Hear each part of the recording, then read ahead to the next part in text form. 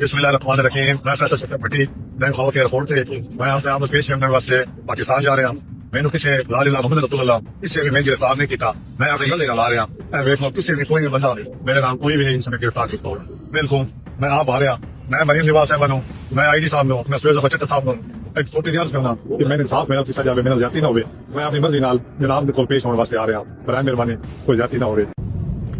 2 دن قبل سرگودا کا ایک بہت بڑا ڈون فیصل شفقت بھٹی پولیس انکاؤنٹر میں مارا گیا. کئی لوگوں کو اس کے ساتھ بڑی ہمدردی ہے کہ جی وہ تو اپنے آپ کو سرنڈر کرنے آ رہا تھا, اس کا پولیس مقابلہ ہو گیا, بڑا غلط ہوا. دیکھیے میں خود قانون کا طالب علم ہونے کے ناطے پولیس انکاؤنٹرز کی سخت مخالفت کرتا ہوں. اس کی کیا وجہ ویڈیو کے اینڈ میں بتاتا ہوں. لیکن کچھ لوگوں کا پولیس مقابلے کے علاوہ کوئی حل ہی نہیں ہے.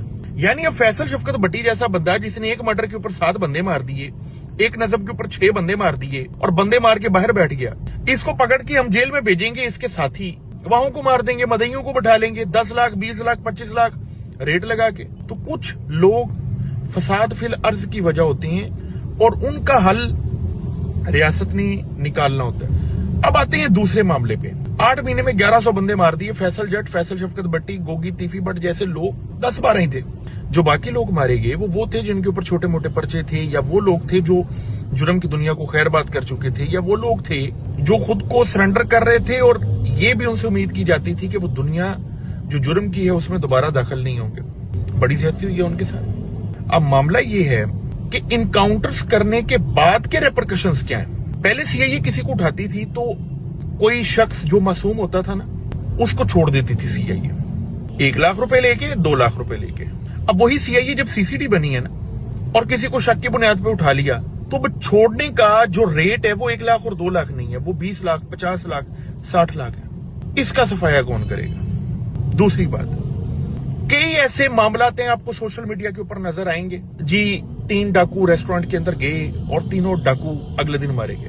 اب ہوتا یہ ہے کہ وہ جو ڈکیتی کر کے گئے ہیں وہ نہیں پکڑے گئے, پکڑے کوئی اور لوگ گئے ہیں. ان کو مار کے گورنمنٹ یہ ثابت کرنے کی کوشش کرتی ہے, سی سی ڈی یہ ثابت کرنے کی کوشش کرتی ہے کہ ہم نے وہی 3 ڈکیت مارے ہیں جنہوں نے ریسٹورنٹ میں ڈکیتی کی تھی.